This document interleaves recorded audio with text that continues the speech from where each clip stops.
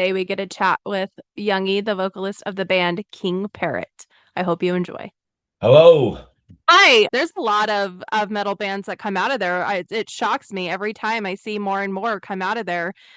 Different styles of metal, but still metal. But yet you're all super fun and funny. Like that must be like an Australian thing. Are you guys just always having a good time? Yeah, pretty much.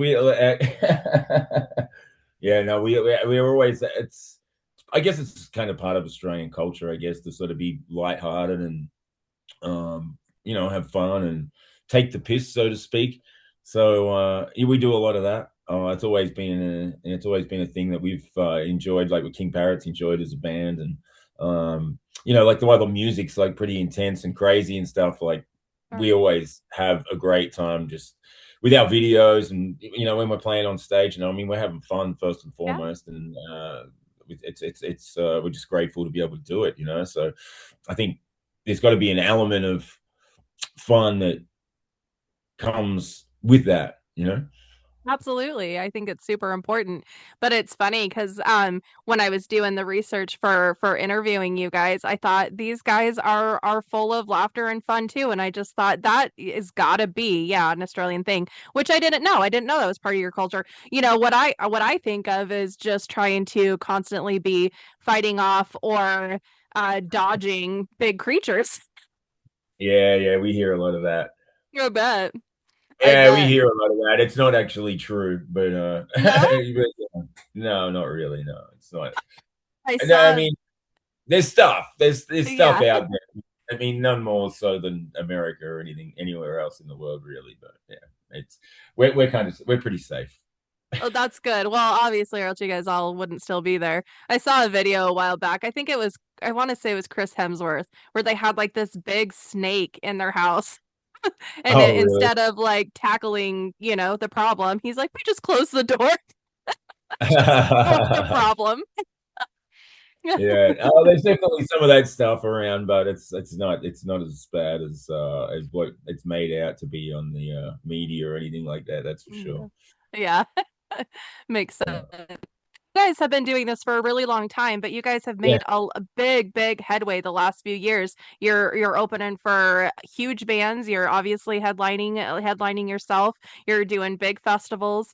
Do you feel like there was like a dynamic shift at one point, or do you feel like it's just been like a slow progression because you guys have been doing it as long as you have?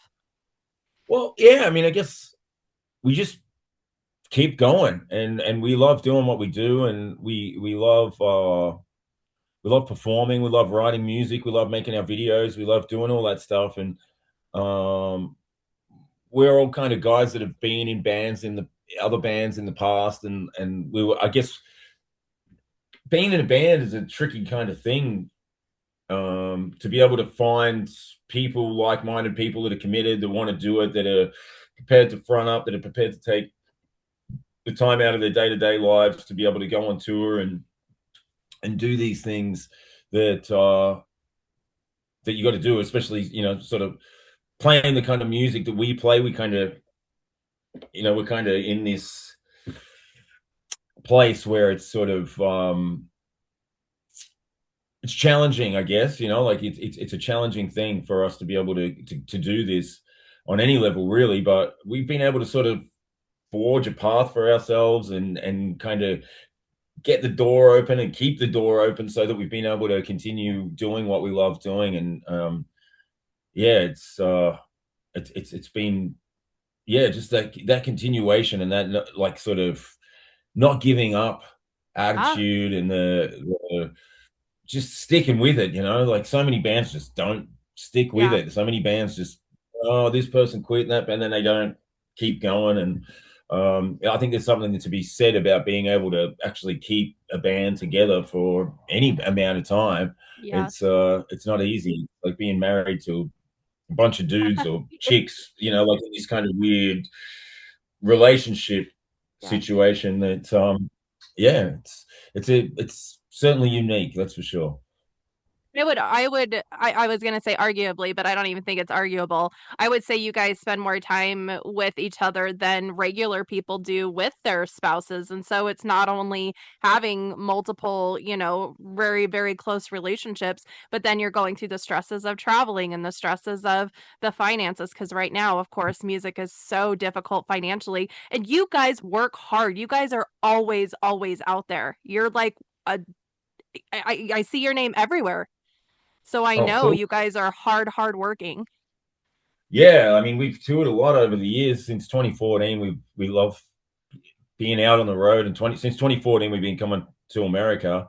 And in 2014 we did like 4 US tours. That like there was a bit of like buzz going on, and people were like, "Oh, hey, king-parrot are doing this thing," and so we got a lot of offers, and then it sort of continued on from there. And each year we've been able to, well, bar like that sort of 3 or 4 years when the whole COVID thing was going on, where it was quite difficult to go Mhm. anywhere. Mhm. We've been continuously being able to tour in America and Europe quite a bit as well. And obviously we're touring here in Australia a lot. So it's yeah, it's been great, like Yeah. it's just been an awesome thing. And being able to come to America is just, for us being Australian kids and growing up with so much American culture, like we get Right. so much American stuff. So Mhm. it's always been a goal for us for King Parrot to be an international touring band. That was the sort of Yeah. that was the idea. Is like we grew up with this extreme Australian heavy metal stuff. Obviously, we had all the American and the European stuff, but we also had our own thing going on down here, and we wanted to create our own brand of Australian extreme heavy metal that we could show the rest of the world, Yeah. and not sort of pander to anything else. We wanted it to be extreme. We wanted it to, have all the punk rock, grindcore, thrash metal influences all kind of melded together, and be kind of abrasive and rough and rude and in your face and all of those things, and not pander to anything. And I think we've been able to do that like really well for Yeah. the entire time the band's been going. So that's something I'm proud of that this band has achieved. Absolutely. Now, do you remember the moment or a experience that you had when you were younger that made you realize this is what you wanted to do for a living? Oh yeah, absolutely. There was many of those things that just sort of were like this. Yeah, there was many moments where it was just like, oh, this is it. Like I had a friend of mine gave me a cassette tape in high school, and it had Sepultura, Arise, and it had Slayer, Seasons in the Abyss. Like Slayer Mhm. on one side, Sepultura on the other side. And I'd already been listening to like Metallica and things like that, and maybe Pantera and some thrash metal stuff. But then when I heard Slayer and Sepultura, I was like, whoa, on this crappy little cassette that was taped off a tape, probably, and like probably taped 4 or 5 times. It The felt pencil handy for when it unwound. right, yeah, yeah, and it just felt, for a 12 or 13-year-old kid it felt like I wasn't supposed to have this tape. It felt, you know, and Yes. then once I heard that, I flogged that and listened to it so much, and then the whole extreme metal world just kind of opened up, and I started Yeah. finding out more things. So that was definitely a moment. Cannibal Corpse came to Australia probably in about 1993, I think, and they played with two Melbourne bands from around our city, Damaged and a Bremelin. And so I went to that show. It was like an all ages show, and that was super cool and really exposed us to this whole thing, and I was probably only like 13 at the time, maybe, and I was just like, oh, fuck. It was crazy. Like there was people self-harming in the toilets and cutting upside down crosses in there. It was like there was blood and shit all over the floor, and people trying to God. stage dive and do all Uh, this stuff. And it was it was something else, that's for sure. And there was, even though there was all of that sort of kind of shocking stuff for a pretty young kid to see, it was just Yeah. there was a sense of community and camaraderie in there that made it awesome. Um, Yes. and I think a Pantera came out here, might have been '94, and there was so much excitement Oh for yeah. that. So, Yeah. and that was like right when Far Beyond Driven came out, and it Mm. was mind blowing. And then Slayer was just a couple months after that, Oh wow. and so there was a few of those kind of shows where I'm just like, Yep. I don't, you know, and I still remember like get a couple years later, my mum sort of saying, "Oh, so like you've got to really start thinking about your career and all that." And I'm like, I just want to play in a band. And she's like, "Well, you can't do that, like you got to maybe you could be a sound engineer." And I'm like, I don't want to be a fucking sound engineer. I want to play in the band. Right. Um, yeah. Yeah, it's a difficult career field to get into. So it's awesome that you guys have been successful in it, and you've had a full circle moment with Pantera, which is really cool too. Not a lot of bands, are able to have those full circle moments. And there's something so special about those young teenage or even later teenage years when it comes to musical experiences. It's such a magical time, and I think we Yeah. slightly lose a little bit of that the older that we get and the more experiences that we're, lucky enough to have. There still is such a magic, but there's something so special about that time in our lives. And I don't know if it's just because we're like super emotional and moody and the world is just this, difficult. I mean, it's a difficult place as an adult too, but it's a different kind of difficult place at that age, that those experiences I think are just so unique and special, that you Yeah. always remember. Sure. Yeah. Absolutely. Yeah. Yeah. I look back fondly on all of that stuff, and yeah, super formative in terms of Yeah. inspiration and just this can be possible if you apply yourself. So You start shaping who you're going to be as an adult, and maybe that's what it is. Maybe that's what it is you're finding yourself, and so you start shaping yourself. I've never thought about it that deeply, but I'll bet that's part of what it is. absolutely, Yeah. absolutely. And it's I mean, how do you want to spend? I mean, as far as I know, you only get one life, and it's like how you want to spend it. What do you want to do? Like, do you want Yeah. to do what you love doing, or you want to do something that you don't love doing that much? And Right. I'm just super grateful that I've kind of been stubborn enough to stick at it, Yes. despite all the adversity and all the shit that comes up. I think a lot of people kind of don't get to see what happens when you're trying to put something like this together. And I mean, it's the same as any other business, I guess. And I mean, there's always challenges and things like that. But trying to take five dudes and a crew and bunch of people and travel them around the world. it's A it's lot of like work. it's a lot of work, but it's so much fun, and it's Yeah. so much. The rewards are incredible, and I always whatever we're doing, whether it's loading the gear or doing just doing some kind of mundane part of the job, I always feel this sense of gratitude. Just go, whatever, like just do it, and you get to get up there on stage and do what you love doing, and Yeah. it makes it all worthwhile. So Absolutely. I know you're super busy, so I'm going to ask you one more quick question. Now, with you yeah, guys working as hard as you guys work and being as busy as you are, obviously it is a business there. It's not just all sunshine and roses. You do get to do the amazing part of it night after night, but there's a lot in between that a lot of people don't know about that is very stressful. It's tiring, it's taxing, it's hard on your body, it's hard on your mind, all those things.